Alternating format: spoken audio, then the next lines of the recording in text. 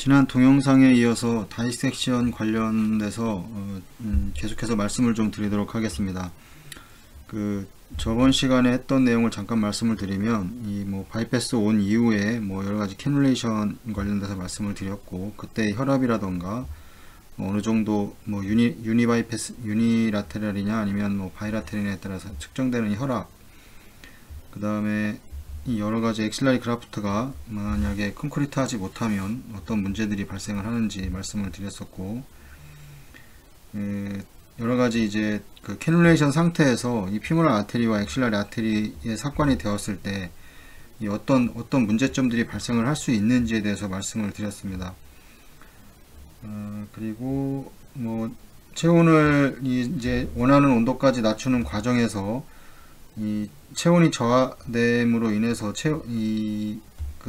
전신의 산소 소모량이 줄어든다고 했는데, 그거에 맞춰서 펌프플로우는 낮추지 말고 이 다른 것들을 이용을 해서 펌프플로우 유지 한 채, 이 혈압을 조절하는 방법, 조절하는 거에 대해서 좀 권장한다고 말씀을 드렸었고, 그 다음에 이제 체온을 낮추게 되고, 체온을 낮추면서 주의해야 될 점은 이 벤트리큘러 피브릴레이션이 오지 않도록 조심을 해야 되고, 그 다음에 온도의 측정은 어디서 이루어지는지, 그 다음에 이제 디스텐전을 방지하기 위해서 이 어떤 주의점들이 있는지에 대해서 말씀을 드렸고, 이제 컬랩스, 이런 컬레터럴 캐비테이션 관련돼서도 말씀을 드렸습니다. 그리고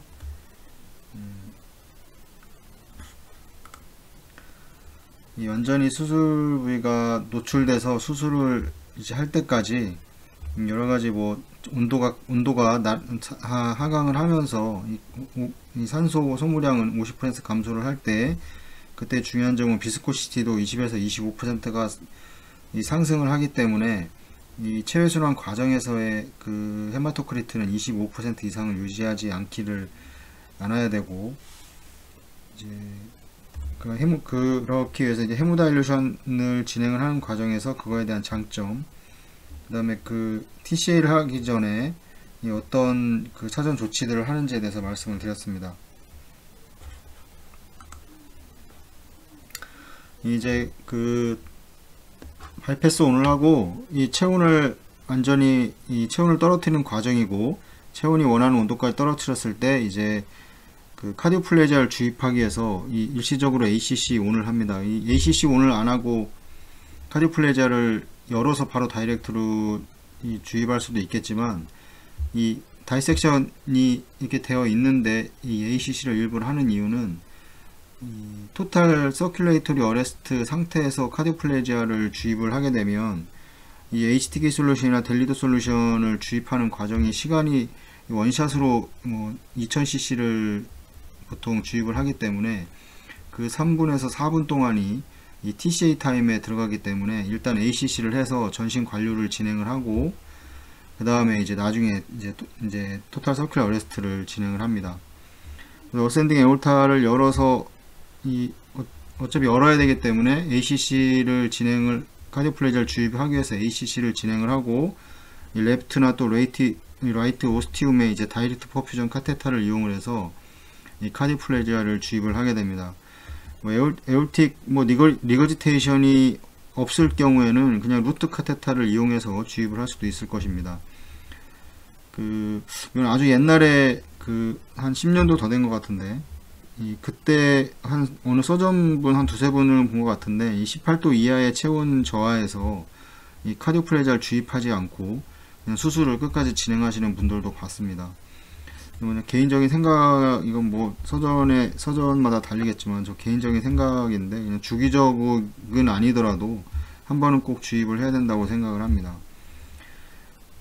ACC를 진행하지 않고 바로 이 원하는 26도라던가 아니면 18도에 도달을 했을 때 이 HCA를 시행한 토탈 서큘러 어레스트, 이제 ACCA를 시행한 후에 카디오플레지아를 주입할 수도 있는데, 말씀드렸지만 카디오플레지아를 주입하는 이제 시간 동안 이 전신의 순환을 하지 않는 이스케믹 타임 시간이 늘어나는 약점을 가지고 있기 때문에, 더군다나 블러드 카디오플레지아 사용하시는 분들도 계시고, 뭐 HTK 솔루션, 델리도 솔루션을 사용하시는 분도 계시는데, 이 HTK나 델리도 같은 경우는 보통 많은 양을 한 번에 주입을 해야 되기 때문에 길게는 4분, 뭐 짧게는 3분 동안 이 시간이 늘어나기 때문에 이거를 좀 줄이려고 ACC를 미리 하고 그렇게 하시는 분들도 계십니다. 물론 뭐 HCL을 진행을 한 다음에 그냥 바로 열어서 다이렉트로 주시는 분들도 계십니다. 그래서 이제 TCA, 이제 토탈 서큘러 어레스트, 뭐 딥 하이퍼서미아 서큘러 어레스트, 뭐 하이퍼서믹 서큘러 어레스트, 이렇게 여러 가지로 이렇게 이야기를 할 수 있는데, 결국엔 토탈 서큘레이터리 어레스트 같은 경우는 이건 뭐 TCA는 체온이 떨어지지 않아도 할 수 있습니다. 뭐 할 수 있습니다. 근데 이제 올해는 못하기 때문에 좀 더 이 다이섹션 관련돼서 더 정확한 말은 뭐 딥 하이퍼서미아, 딥 하이퍼서믹 서큘러 어레스트라던가 아니면 하이퍼서믹 서큘러 어레스트가 더 맞는 말이지 않나, 책에도 그렇게 나와 있기 때문에 이거는 말씀을 드리고, 이제 원하는 온도에 도달했을 경우에 이제 HCA를 시행을 하게 됩니다. 이게 예전에 외국에 가서 다이섹션 수술을 하는 거를 몇 케이스를 볼 기회가 있었는데, 우리나라에서는 제가 지금까지 잘 보지는 못한 것 같은데, 이 외국에서는 EEG를 통해서 HCA를 시행을 하기 전에 이 브레인 액티비티가 형성되지 않았을 경우에 HC를 시행을 하고 있고, 또 이 하지 쪽에 이제 마비 상태를 관찰하기 위해서 이 근전도까지 실행하는 항상 루틴으로 시행하는 것을 봤습니다. 뭐 그만큼 환자의 안전을 위해서 모니터링을 여러 가지를 많이 시행을 하고 있는 것 같고, 우리나라에서는 뭐 저는 아직 본 적은 없습니다. 다른 데서 혹시 하시는지는 잘 모르겠는데 제가 본 건 아직 없고, 꼭 중요한 거는 이 HCA를 시행하기 전에 이 펌프 플로우 다운을 통해서 이 갑작스럽게 세레브럴 방향으로 이 압력이 형성되지 않도록 주의를 해야 됩니다. 이게 무슨 말이냐면, 보통 이쪽으로 관류가 되고 이렇게 내려와서 이 피모랄 아테리에서도 이제 관류가 이제 진행이 될 텐데, 이 갑자기 이제 HCA를 시행을 한다고 했을 때 모든 플로우를 줄인 다음에 시행을 해야 되는데, HCA를 시행한다고 갑자기 여기를 잡아버리는 경우가 있습니다. 이 안테그레이드 ACP를 시행하기 위해서 여기를 이제 보통 이노미네 아테리를 이렇게 잡는 경우가 있는데, 갑작스럽게 너무 많은 이 엑실라리 쪽으로 너무 많은 이 서브클라비안으로 엑실라리 너무 많은 플로우가 진행이 되면서 이 머리로 가는 플로우가 갑자기 많아지면서 이 주의를 해야 됩니다. 너무 갑작스러운 이 플로우 증가는 이 높은 압력이 상승을 하기 때문에 항상 주의를 해서 이 HCA를 하기 직전, 물론 이 서전 선생님이 이제 플로우 줄이라고 이야기를 하지만 저도 한 2번 정도 그렇게 그걸 못 알아들었는지 아니면 말씀 안 해주신지 잘 기억은 안 나지만 저도 한 2번 정도 엄청 혼난 적이 있습니다. 실제로 갑자기 체온을 떨어뜨린다고 계속 많이 주고 있었는데, 갑자기 펌프에서 압력이 갑자기 올라가서 확인을 해봤더니 이미 위에서 이노미네이터를 잡아버렸고, 그래서 좀 상당히 당황했던 그런 적이 있었습니다. 그래서 항상 이 펌프 플로우 다운을 꼭 진행을 해서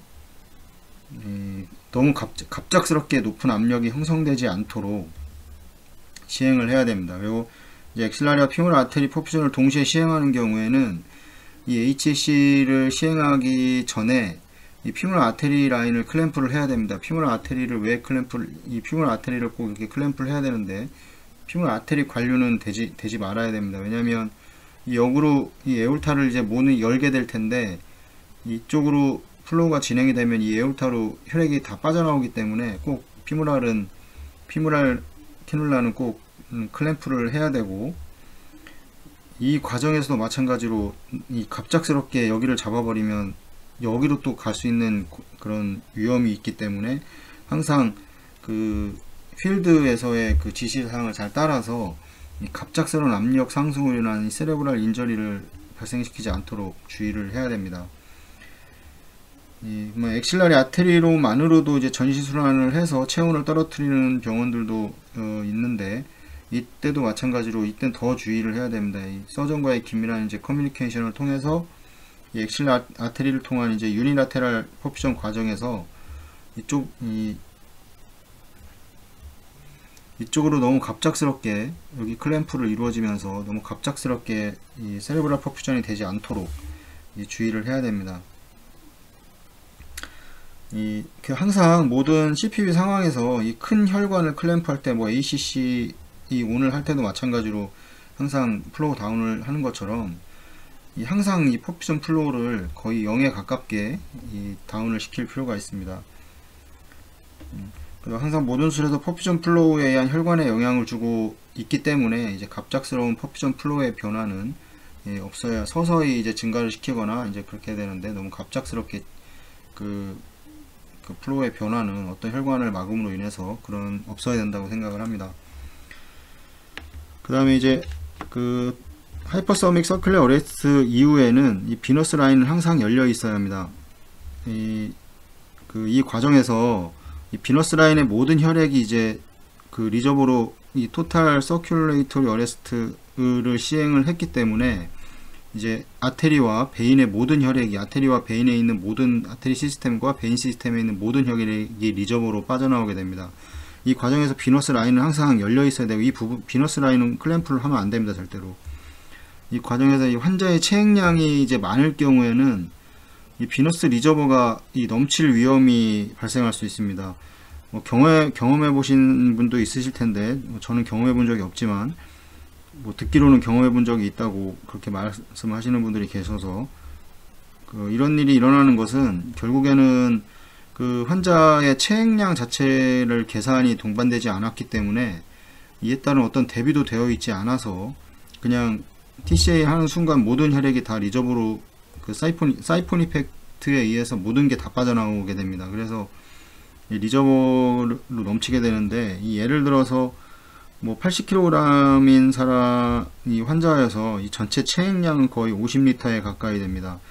이게 그냥 일반적인 CPB라고 하면 뭐 그런 거는 그렇게 걱정을 안 해도 되겠지만, 이래도 이런 정도의 몸무게라고 그러면 이게 좀 리저버가 거의 레벨이 많이 올라오는 상황이 될 텐데, 이때에서 이 전체 체액량이 이 50리터인데 이거를 뭐 ECF와 ICF로 나눠야 되고, 보면 ICF 같은 경우는 34리터고 이건 계산이 된 겁니다. 이 세포 애액량 같은 경우는 ECF 같은 경우 17리터인데 이제 다 빠져나오는 거는 세포 내액량은 빠져나오지가 않습니다. 결국엔 세포 내액이, 세포 ECF는 이 간질거액과 이제 혈관 안에 있는 혈구 혈장으로 나눠질 텐데, 이 간질액도 빠져나오지가 않습니다. 이 혈장 안에 모든 혈액이 다 빠져나오게 되는데, 이때 세포 애액량 중에 이제 간질액은 계산을 해보면 세포 애액량 17리터 중에 이 간질액은 11.4리터가 되고, 이 혈관 인트라베스큘라에 있는 혈구 혈장량은 5.7리터입니다. 이 5.7리터가 이 리저버로 모두 빠져나오는 겁니다. 여기에서 이제 혈관 안에 혈장량 중 정맥과 동맥으로 구분했을 때는 보통 일반적인 CPB 상황에서는 이 정도가 드레인이 되겠지만, 정상적인 체액량을 가지고 있다고 하면, 하지만 여기에다가 이제 토탈 서큘레이 어레스트 상황에서는 이 혈액까지 더해서 모두 빠져나오기 때문에 이제 리저버가 넘치게 되는데, 여기서 이 정맥혈이 거의 모두 리저버로 드레인 되기 때문에 이제 4리터가 넘는 혈액이 리저버로 빠져나오게 됩니다. 아마 일반적으로 사용하고 계시는 모든 옥시네이트 리저버의 어덜트 사이즈의 리저버는 4500이 거의 맥시멈입니다. 4500cc인데 이거 보시면 지금 벌써 1425를 더해도 5000이 넘어가기 때문에, 그럼 리저버는 뭐 용량을 넘어서기 때문에 이제 뭐 밖으로 다 빠져나오게 되고, 그럼 이제 혈액의 오염의 위험성을 가지고 있기 때문에 이 부분은 항상 다이섹션 수술 관련돼서 환자의 체액량을 정확하게 파악을 하고 이 수술을 진행을 해야지 이런 불상사를 막을 수가 있습니다. 그래서 미리 수술하기 전에 이 체액량을 알았다면, 뭐 프라이밍하고 남은 뭐 빈 백이 있습니다. 보통은 이제 프리저베이션 프리저베이션이라고 보통 얘기를 하는데, 뭐 이제 그 리저버에 있는 혈액을, 이 넘치는 혈액을 미리 빼놓는 거죠. 이 백에다가 이 뭐 1000cc 백에다가 뭐 2개 이렇게 쭉 빼서 리저버 레벨을 그 기본 레벨을 한 900에서 뭐 1000ml 정도 만들어 놓으면 안전하게 수술을 진행할 수 있을 것입니다. 그리고 이거는 나중에 이제 그 수술 이제 체온을 올리는 과정이라던가 완전 메인 수술이 끝나고 나서 체인을 올리는 과정에 다시 이 리저버에 주입을 해서 사용을 하면 됩니다. 그리고 꼭 이 부분은 그 토탈 서큘러 어레스트 과정에서 이 환자의 체액량은 꼭 계산을 하고, 얼마 정도 지금 혈관 안에 얼마 정도의 혈액 볼륨이 있는지, 이 동맥과 정맥이 모두 빠져나오기 때문에 이거를 토탈로 해서 계산을 해서 어느 정도 될 거다 생각을 해서, 그 일반적으로 보통은 뭐 그 체중이 뭐 50kg 뭐 이러는 사람들은 크게 문제가 없는데, 이렇게 젊은 덩치가 좋고 뭐 80kg 뭐 70kg도 좀 위험합니다. 그래서 원칙은 리저버 레벨을 1000 정도, 1000cc, 1000ml 정도로 만들어 놓는다는 생각으로 이렇게 수술을 하시면은 그런 문제는 없을 거라고 생각을 합니다. 그래서 뭐 RAP를 한다거나 뭐 미리 리저버 레벨을 뭐 백에 받아서 낮게 유지를, 일단은 뭐 한 1000cc 정도로 유지를 해서 수술을 진행을 하고, 그다음에 소프트백에 미리 준비해서 미리 혈액을 이 밖으로 빼놓는 것도 이제 방법이 될 것입니다. 이 젊은 환자의 경우는 대체적으로 헤모글로빈이 대체적으로 높은 환자에서 높기 때문에 뭐 이 RAP를 시행한다면 뭐 이 높은 헤마토크리트를 형성할 수 있기 때문에 이 수술 시작 후에 그냥 이 소프트백에 혈액을 받아내고 이 크리스탈로 플루이드를 사용을 해서 적정 헤마토크리트를 유지해 줄 필요가 있습니다. 말씀드렸지만 이 HCA 과정에서 이제 온도가 10도 떨어질 때마다 그 오토 컨섬션도 뭐 50%로 떨어지지만, 이 반대로 점도가 상승을 하기 때문에 이 점도 상승은 여러 가지 문제를 일으킬 수가 있습니다. 그래서 그 만약에 체외순환 과정에서 이 헤모글로빈 자체가, 헤마토크리트 자체가 높은 환자라고 하면 미리 백을 받아 놓고 높은 혈액을 미리 수술 과정에서 빼놓고, 그 다음에 이제 다일루션을 시켜서 그 적정 25% 이하로 헤마토크리트를 유지를 하는 것이 좋을 거라고 생각을 합니다. 근데 뭐 이 모든 수술에도 마찬가지로 이런 식으로 그 환자의 혈액을 보존을 해주는 게 좋습니다. 약이 많다면 그 전체 그 리저버에 있는 혈액이 그 회로를 순환을 해봐야 뭐 결국에는 혈액이 뭐 깨지거나 여러 가지 문제가 일으킬 수 있기 때문에, 만약에 헤모글로빈이 높다면 리저버에 수술을 해서 뭐 다이섹션 뿐만 아니라 다른 수술에서도 리저버 용량이 많다면 이거를 미리 그냥 빼놓고 아주 그 최소의 그 적정량 한 1000cc 정도의 레벨만 가지고 수술을 해도 크게 문제가 없기 때문에, 이 나머지 혈액은 이 회로에서 제외를 시켰다가 나중에 주입을 하는 것이 여러 가지 나중에 뭐 혈액의 응고라던가 그 수술 후에 여러 가지 장점이 있기 때문에, 이 프리저베이션은 적극적으로 좀 시행을 하셨으면 좋겠습니다. 그 다음에 만약에 이제 수술 전에 이 VABD를 사용을 하고 계셨다면, 이 VABD는 그 TCA를 시행하고 나서는 꼭 멈추셔야 됩니다. 사용을 하지 말아야 됩니다. 왜냐하면 VABD를 비너스 라인 자체를 열어 놔야 되기 때문에, 이 비너스 라인 자체를 왜 열어 놔야 되냐면, 그 엑실라리 아테리를 통해서 이제 안테그레이드 세레브랄 퍼퓨전을 하고, 만약에 이제 캐로티드 아테리로 이제 셀렉티브 세레브랄 퍼퓨전을 진행을 할 때 이게 드레인 되는 게 어디냐면 이제 그 SBC나 IBC로 이제 SBC로 나오겠죠. 이제 돌아서 SBC 나오면 결국에는 이게 비너스 RA에 들어가 있는 캐놀라가 쪽으로 드레인이 돼야 되는데, 만약에 이게 RA에 있고 드레인이 만약 이걸 잡아버린다면 이 점점 그 드레인 되지 않고 머리 쪽의 압력은 더 올라가게 될 것입니다. 왜냐하면 ACP를 시행을 하고 있기 때문에. 그래서 항상 비너스 라인은 열어놔야 되고, 그런 원인 때문에 열어놔야 된다고 하는 겁니다.